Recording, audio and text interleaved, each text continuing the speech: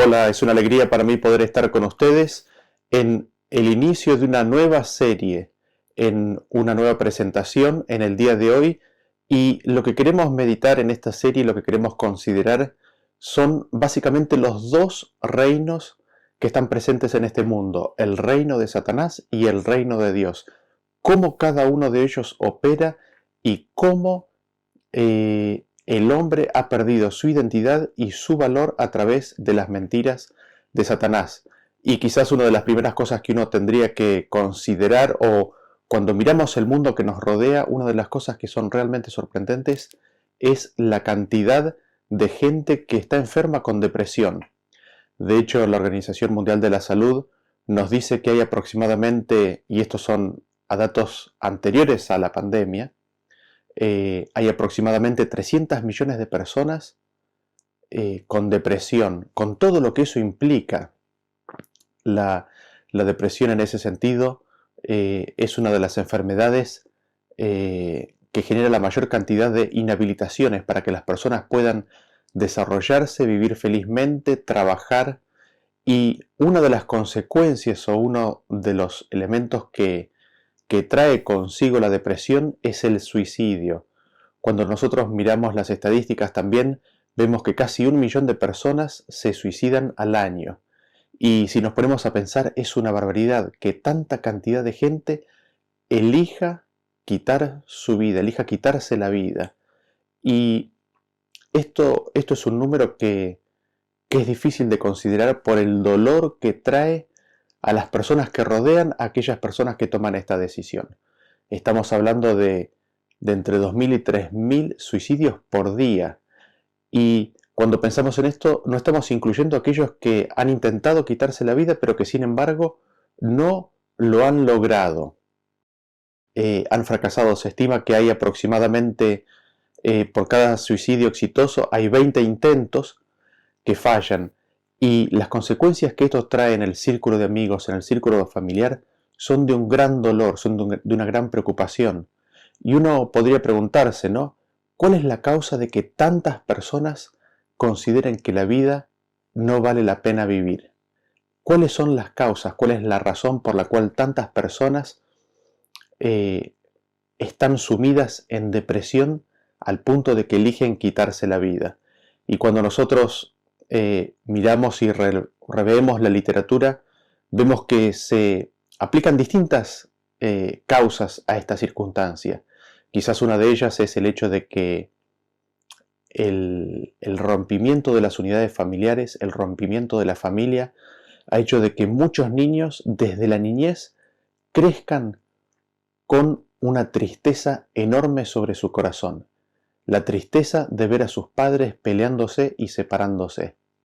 Después tenemos otros contextos, como el hecho de que la religión, la relación con Dios, ya no es visto como una forma de sanar los dolores del ser humano.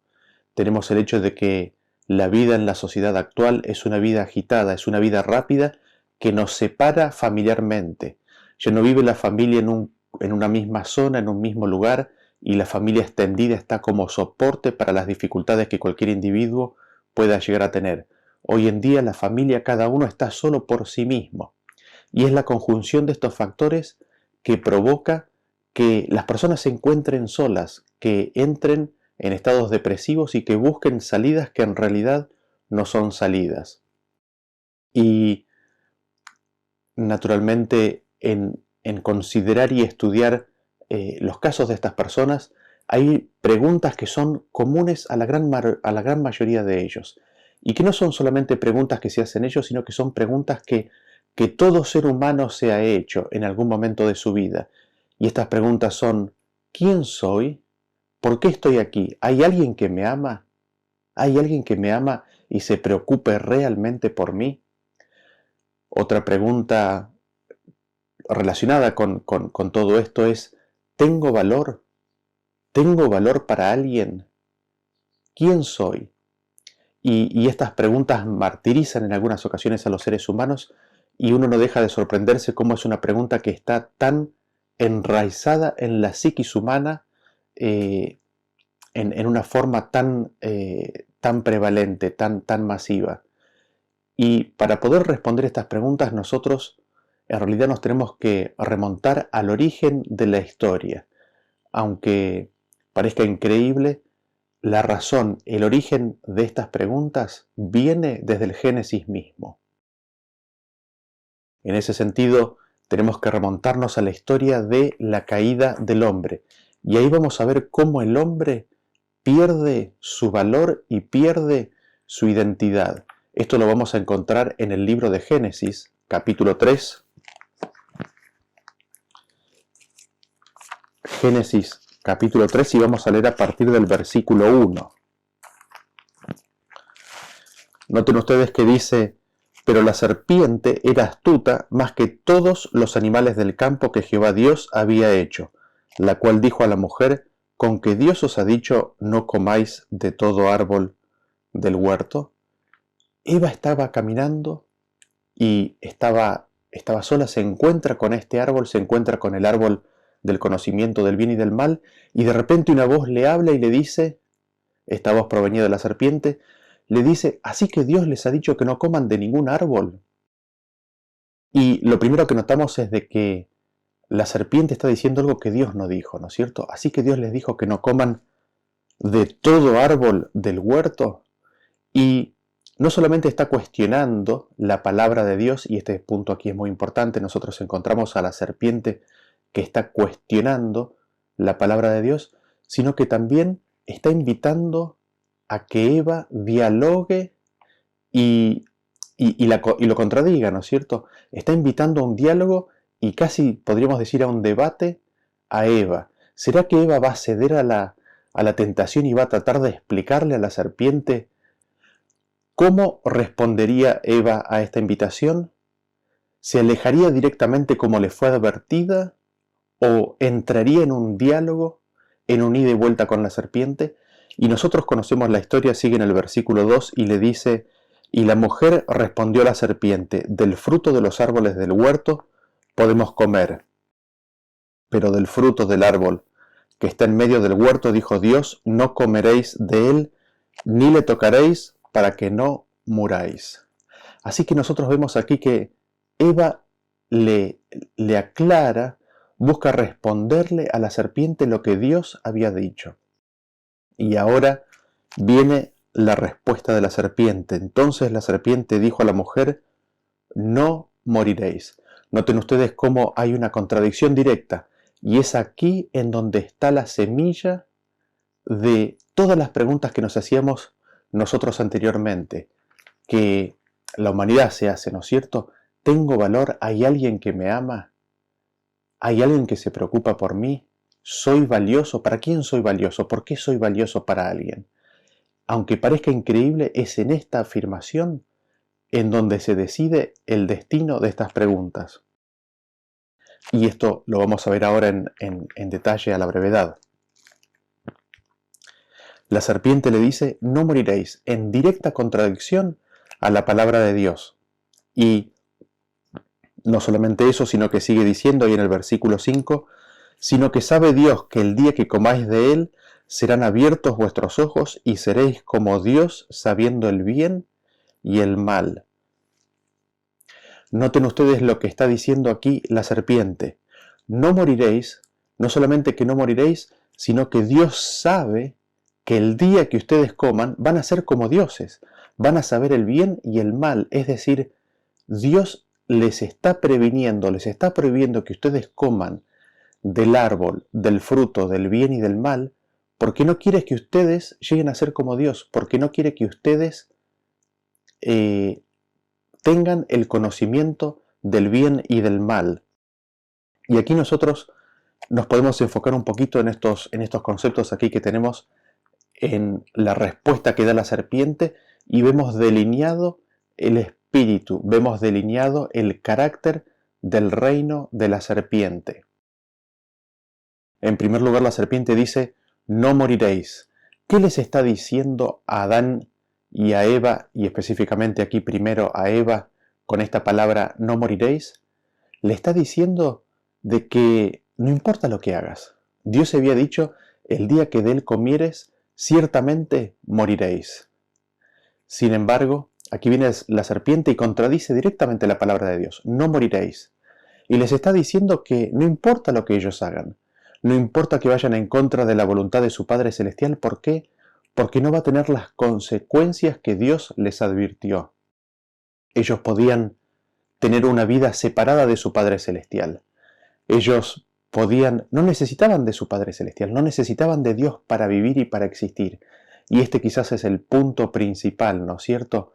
El hecho de aceptar la mentira de que hay vida propia en uno mismo trae consecuencias tremendas que vamos a ir desarrollando. Este es el primer punto que el reino de la serpiente resalta, ¿no? No necesitas de Dios. En ti hay vida. No morirás. No necesitas de tu Padre Celestial. Y en segundo lugar, ¿qué es lo que les promete la serpiente a Eva? ¿O qué le promete a Eva? Satanás aquí a Eva le está ofreciendo, le está diciendo que si va en contra de la voluntad de Dios, si va en contra de la palabra de Dios, si toma del árbol y come de su fruto, va a alcanzar un estado superior de existencia, va a ser como Dios, va a tener un conocimiento superior, elevado. Y en eso consiste precisamente la mentira de la serpiente. Esta mentira, ¿qué es lo que conlleva? ¿Qué es lo que trae en sí misma? El hecho de que el hombre, para alcanzar, para elevarse, lo que necesita es tomar cosas del medio ambiente, especialmente aquellas cosas que están prohibidas por Dios. Tomarlas y al tomarlas, esas cosas nos elevan, nos llevan a un estado de existencia superior. Y esto nosotros lo podemos ver en nuestro mundo, en nuestro día a día, muy claramente. ¿Acaso no sucede que si pensamos de que tenemos cierto modelo de teléfono, eso significa que nosotros somos de alguna manera mejores o superiores a la vista de los demás? ¿Acaso el tener un modelo de auto o tener otro modelo de auto, o el tener una casa o tener otra casa, no hace que algunos vean de que eso los hace mejores o más valiosos que otras personas? Y esto no solamente no se limita a las cosas materiales. Podemos estar pensando en el dinero, podemos estar pensando en la vestimenta, podemos estar pensando en la educación, en el título, en las carreras, inclusive en los contactos familiares, el hecho de conocer familiares o sociales, ¿no? El hecho de conocer a una persona que es conocida, que es famosa.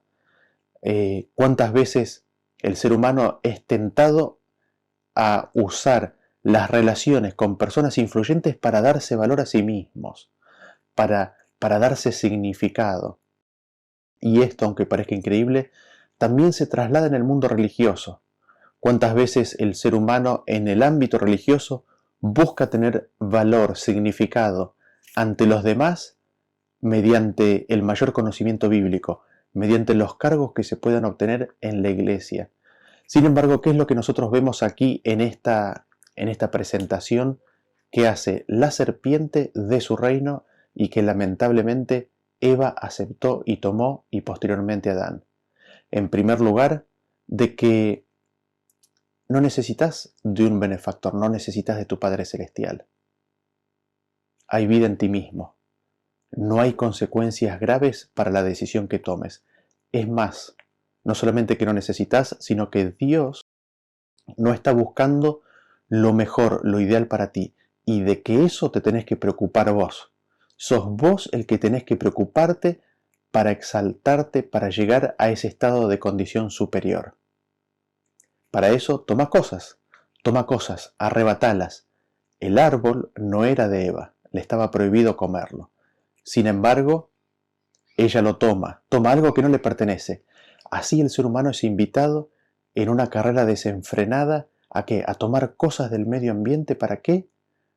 Para obtener valor, para alcanzar una condición superior de existencia.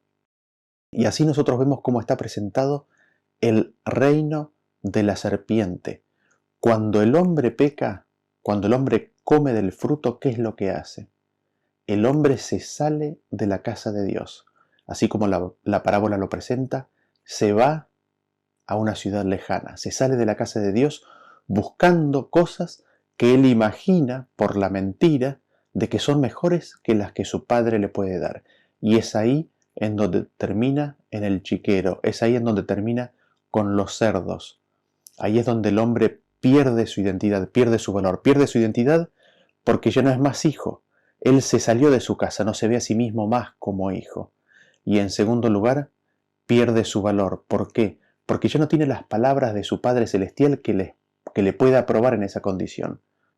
Cuando el hombre peca, se va de la casa de Dios. Él se va de la casa de Dios y empieza una búsqueda desesperada de identidad, de por medio de los logros, por medio del esfuerzo, construirse una nueva identidad y un nuevo valor. Ahora, la pregunta que nosotros nos hacemos es, ¿cómo es el reino de Dios? ¿Cómo Dios explica su reino? ¿Cómo Dios nos dice en la Biblia que es su reino en contraste con el reino de Satanás? Para eso los invito a que vayamos al libro de Colosenses, capítulo 1, y vamos a leer los primeros versículos. El libro de Colosenses, capítulo 1, y leemos el versículo 15 al 17. Allí dice, hablando de Cristo, Él es la imagen del Dios invisible, el primogénito de toda creación, porque en Él fueron creadas todas las cosas, las que hay en los cielos, las que hay en la tierra, visibles e invisibles, sean tronos, sean dominios, sean principados, sean potestades, todo fue creado por medio de Él y para Él. Y Él es antes de todas las cosas y todas las cosas en Él subsisten. ¿Qué es lo que notamos en este versículo? De que Cristo creó absolutamente todas las cosas. Todo lo que fue creado, todo el universo, fue creado por Cristo y fue creado para Cristo. No solamente eso, sino que nos dice que en Cristo todas estas cosas que fueron creadas subsisten, es decir, permanecen, tienen su existencia. Todas las cosas en este mundo tienen su existencia gracias a Cristo. Y nosotros en el libro de Hechos capítulo 17, cuando el apóstol Pablo le habla a los atenienses, tenemos una explicación aún más contundente de cómo es esto. Nosotros lo leemos en los versículos 24 al 28. Noten ustedes lo que nos dice Pablo. Dice, el Dios que hizo el mundo y todas las cosas que en él hay, siendo Señor del cielo y de la tierra, no habita en templos hechos por manos humanas, ni es honrado por manos de hombres, como si necesitase de algo, pues Él es quien da a todos vida y aliento y todas las cosas. Y de una sangre ha hecho todo el linaje de los hombres, para que habiten sobre toda la faz de la tierra, y les ha prefijado el orden de los tiempos y los límites de su habitación, para que busquen a Dios, si en alguna manera palpando puedan hallarle, aunque ciertamente no está lejos de cada uno de nosotros, porque en Él vivimos y nos movemos y somos, como algunos de vuestros propios poetas también han dicho, porque linaje suyo somos. ¿Qué es lo que notamos aquí? Lo que nosotros vemos es de que nosotros, todo ser humano vive, nos movemos y somos en Él. Es decir, sin Dios no hay vida, sin Dios no hay movimiento, sin Dios no hay existencia. Y no solamente eso, noten ustedes lo que dice al final del versículo 25, nos dice, Él es quien da a todos vida y aliento y todas las cosas. ¿Quién es el que nos da la vida? ¿Quién es el que nos da el aliento? Es Dios. Noten ustedes que dice la palabra aliento. ¿Qué es el aliento? Es la respiración. Es el inspirar y es el expirar. El largar el aire. Cada respiración, cada acto de respiración es un regalo, es un don que Dios nos da voluntariamente.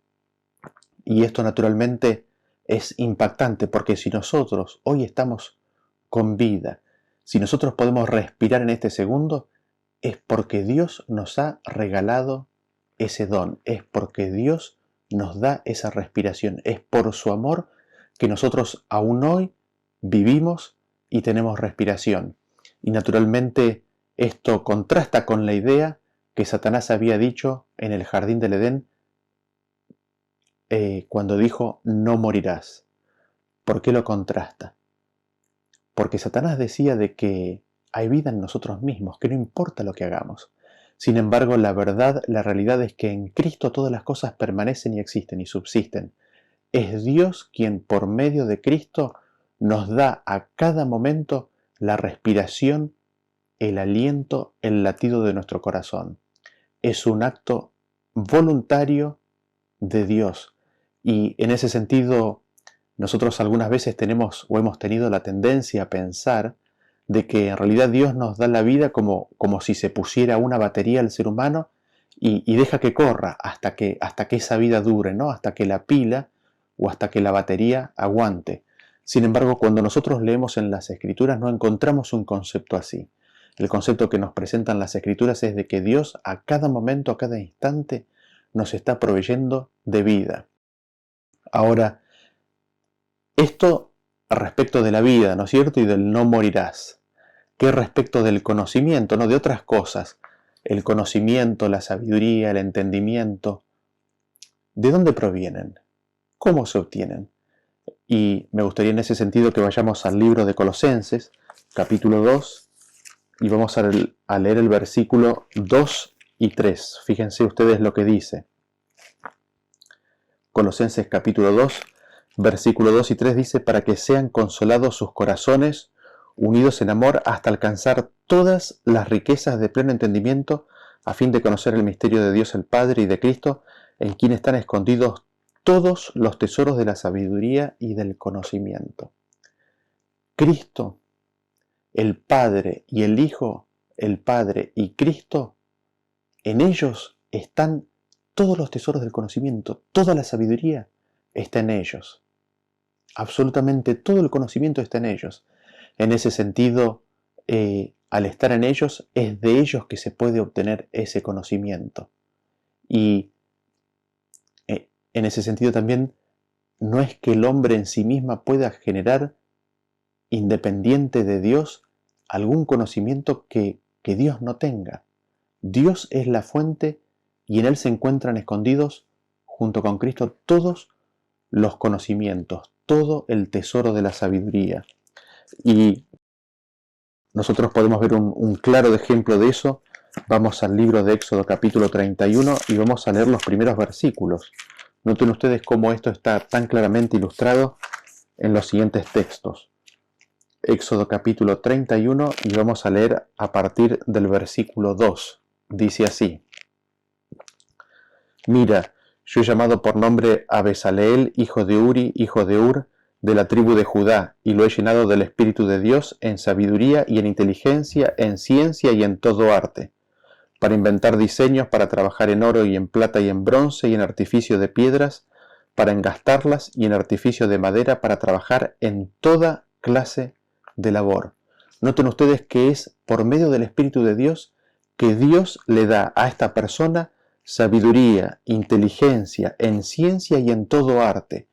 Todo lo que tiene que ver con la artesanía, con el trabajo manual, relacionado con el trabajo de los metales, esta persona recibe. ¿Y cómo la recibe? La recibe porque es un don de Dios. Y no solamente eso, sino para inventar diseños, dice, para el artificio de piedras, para engastarlas, en artificio de madera, para toda clase de labor. Es Dios el que nos da la sabiduría, el que nos da la inteligencia, es el que nos da el conocimiento, el que nos da los dones. Y lo que sucede en el mundo, y también muchas veces sucede dentro de las iglesias, ¿no? No siempre, pero muchas veces sucede dentro de las iglesias, es el hecho de que hay personas que muestran sus dones o muestran los talentos que ellos han recibido de Dios. Y nos podemos ver o imaginar a un artista que está tocando piano o quizás a un artista que presentó cuadros o alguna obra así de carácter artístico, y después de la presentación de la obra, la tendencia natural del ser humano es aplaudir y a alabar a ese artista. Y después de eso, ¿qué es lo que hace el artista?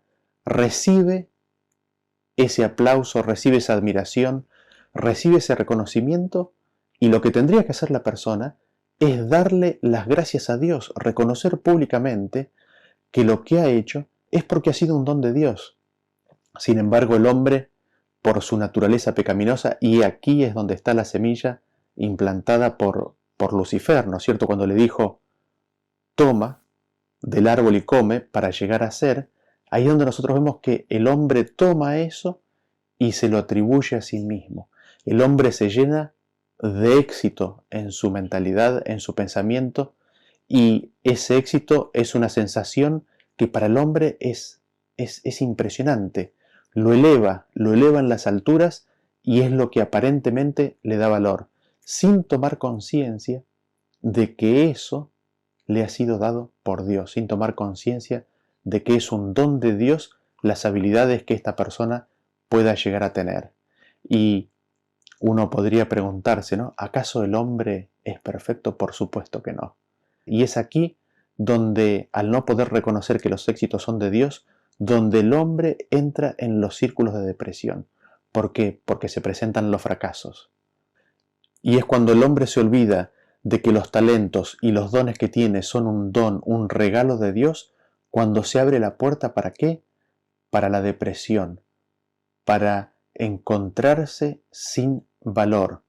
Y naturalmente vimos que Dios nos provee la vida, la respiración a cada momento, a cada instante. Dios nos provee los dones, los talentos, las habilidades. ¿Qué respecto de el mundo espiritual, ¿no es cierto? Nosotros en Primera de Juan capítulo 4, versículo 8, leemos lo siguiente.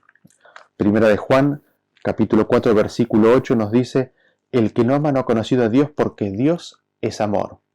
Noten ustedes que el versículo no dice que Dios es amoroso, sino que nos dice que Dios es amor. La esencia de Dios es amor. Su forma de ser es amor. Él es amor.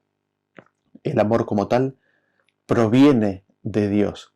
Y noten ustedes que esto es tan así que si vamos al libro de Gálatas capítulo 5, Gálatas capítulo 5, versículo 22 y 23, nos dice: mas el fruto del Espíritu es amor, gozo, paz, paciencia, benignidad, bondad, fe, mansedumbre, templanza. Contra tales cosas no hay ley. Cuando nosotros recibimos el Espíritu de Dios, recibimos también ¿qué? Amor, gozo, paz, paciencia, fe, benignidad, mansedumbre, templanza. Y noten ustedes que el amor proviene de Dios. No es algo que nosotros podamos manufacturar, podamos fabricar en forma inherente, en forma innata. Y esto es revolucionario si nos ponemos a pensar. El amor como tal viene y proviene de Dios. Él es la fuente de amor. El hombre de sí mismo, por nada, puede producir de la nada amor. Es un producto o es una entrega que Dios hace en sus hijos. Y en ese sentido nosotros podemos mirar las relaciones sociales que nos rodean y podemos ver el amor, por ejemplo, de una madre por su hijo o por su hija. Y ese amor que la madre tiene por su hija o por su hijo es el amor de Dios. El ser humano en su condición natural, por sí mismo, no tiene amor. El amor se lo da Dios por medio de su Espíritu. Y es la mujer que, siendo sensible al Espíritu, a la impresión del Espíritu Santo, se deja impresionar y recibe ese amor de Dios para manifestarlo, para dárselo a su hijo o a su hija. Pero el amor proviene de Dios, eso es lo que nos dice el versículo. Y en ese sentido no podemos dejar de considerar lo que dicen dos versículos, ¿no es cierto? Primero en el libro de Santiago capítulo 1, versículo 5, y esto hablando respecto de la sabiduría, de los dones. Dice: si alguno de vosotros tiene falta de sabiduría, pídala a Dios, el cual da a todos abundantemente y sin reproche, y le será dada. Y vamos al libro de Juan, capítulo 14. El libro de Juan, capítulo 14, versículo 13, dice: y todo lo que pidieres al Padre en mi nombre lo haré, para que el Padre sea glorificado en el Hijo. ¿Te falta alguna habilidad? ¿Hay algo que te está costando hacer? ¿Te falta conocimiento, entendimiento, sabiduría en algún área? Pídele a Dios, que da abundantemente y sin reproche. No solamente eso, sino que vamos a cosas más importantes aún. ¿Se ha apagado el amor en alguna relación en la cual ¿Estás involucrado? Y esto que es tan clave inclusive para las relaciones matrimoniales, ¿no es cierto? Relación entre esposo y esposa. ¿Cuántas promesas se han hecho ante el altar diciendo que se iba a amar para siempre? Como si el hombre pudiera manufacturar, como si el hombre pudiera fabricar eso.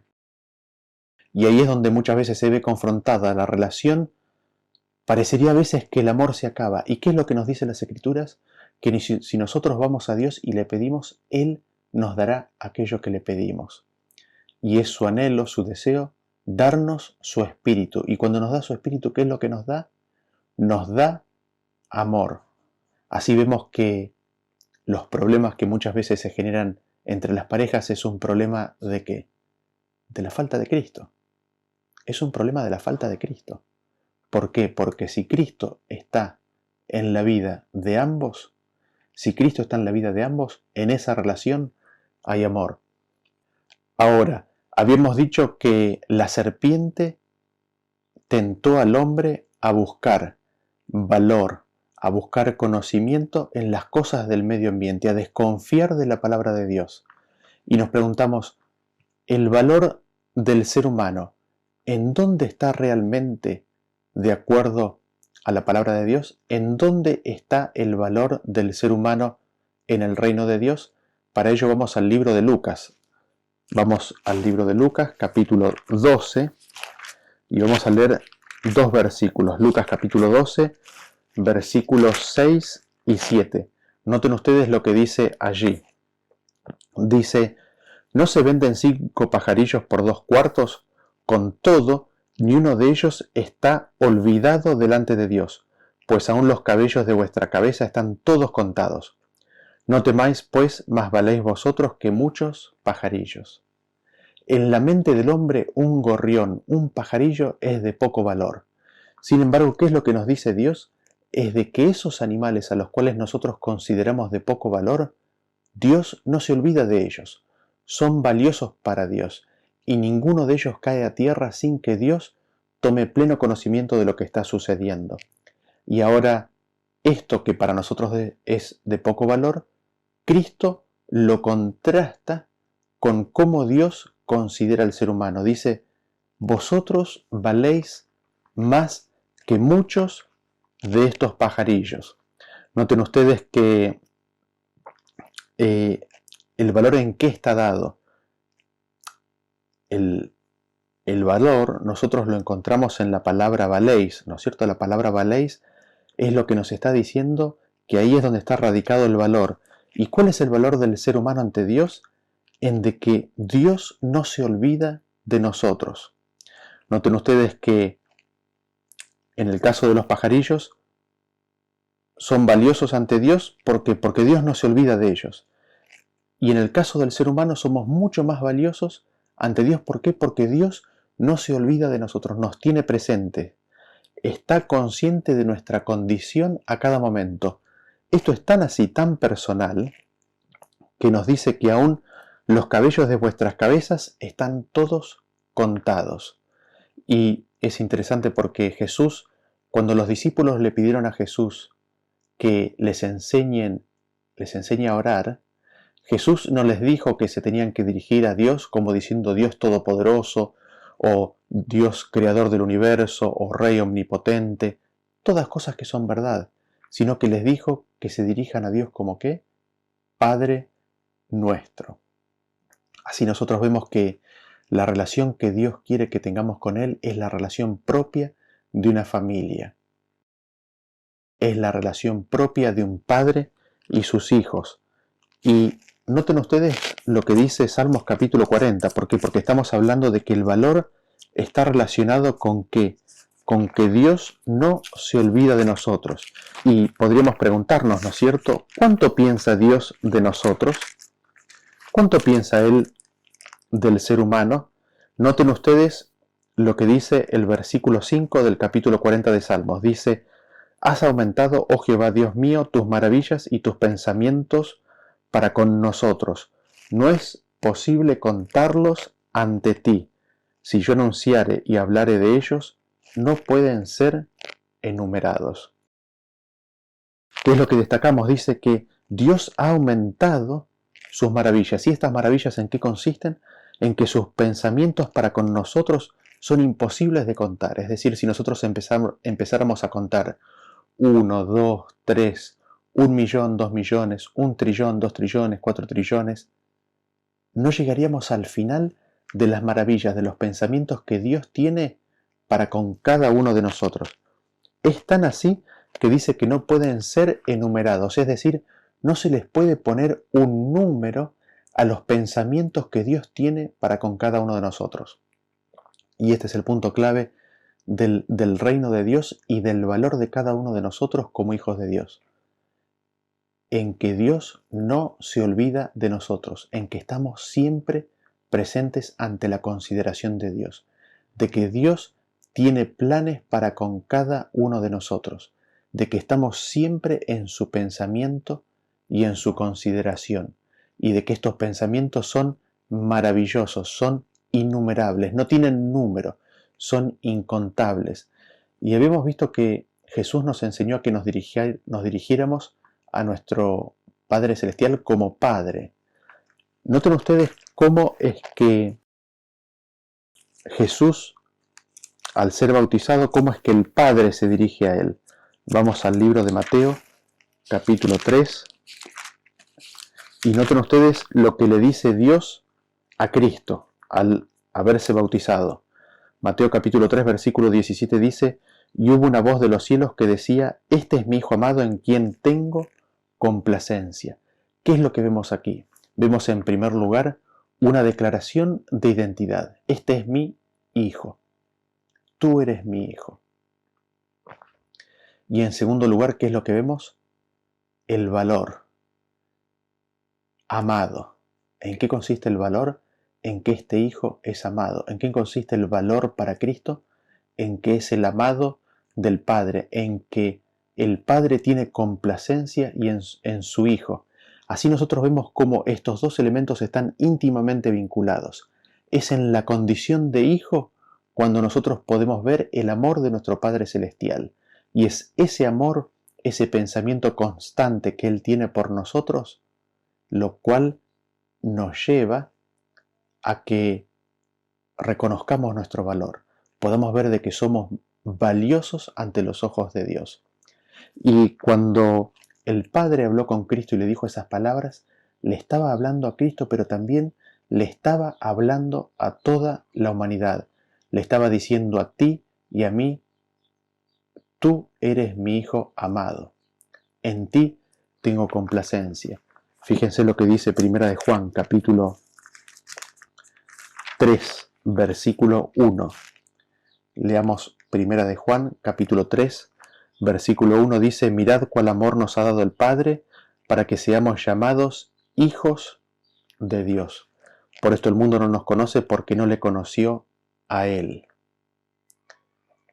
Mirad cuál amor nos ha dado el Padre para que seamos llamados hijos de Dios. ¿Cómo Dios nos da su amor? Al darnos el Espíritu de su Hijo, que clama en nuestros corazones: Abba Padre. Al darnos el Espíritu de su Hijo, que nos hace hijos de Dios, nos hace pertenecientes a la familia de Dios, nos hace parte de la familia de Dios.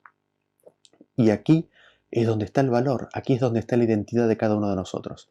Esa identidad que se había perdido en el jardín del Edén cuando Adán y Eva pecaron, cuando se salieron de la casa de su Padre Celestial, cuando decidieron hacer su propia voluntad, cuando dejaron de reconocer a nuestro Padre Celestial, es recuperada cuando nosotros recibimos a Cristo y recibimos su Espíritu.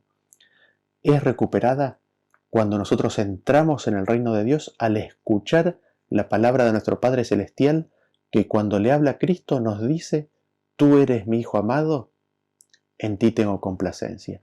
Aquí está la identidad y el valor de cada uno de nosotros.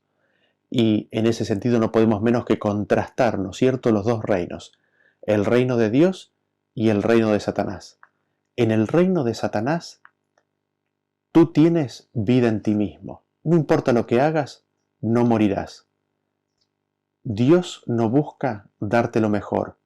Si querés lo mejor para ti, si quieres crecer y progresar, toma del medio ambiente, lucha, trabaja, trata de obtener aquello y mediante la consecución o al conseguir esas cosas obtendrás valor. ¿Qué es lo que te da valor?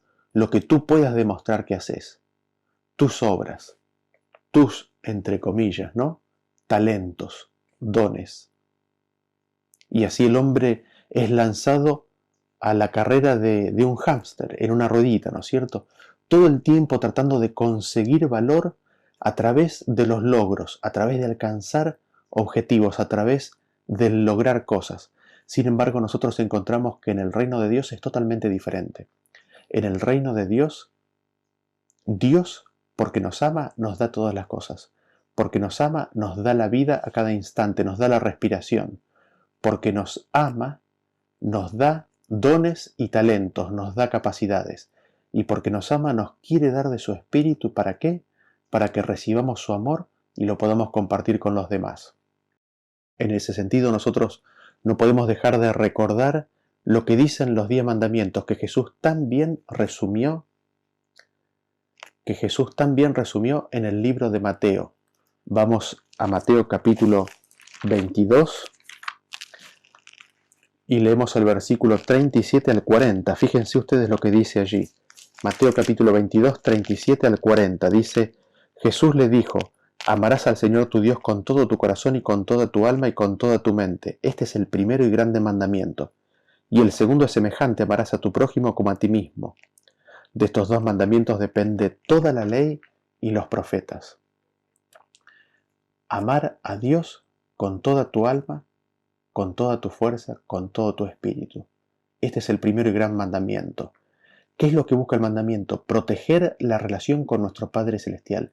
Proteger la relación con aquel que nos da la vida, la respiración, con aquel que nos da los dones, los talentos.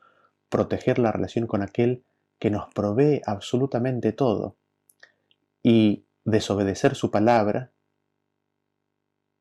buscar la identidad por medio de alcanzar cosas, es justamente el romper esa relación, es el romper los mandamientos de Dios, es alejarse de la casa de Dios como lo vimos en la historia de Adán y Eva. Y al mismo tiempo tenemos la relación horizontal entre nuestro prójimo. También ellos, cada uno de ellos, son criatura de Dios, son hijos de Dios así como cada uno de nosotros somos. El romper los mandamientos que tratan con la relación entre nosotros nos quitan la identidad. ¿Por qué? Porque no le estamos reconociendo a ellos la identidad de hijos de Dios. Porque estamos rompiendo esa relación. Estamos rompiendo así nuestra identidad y nuestro valor al romper la ley de Dios en su segunda sección del amor al prójimo.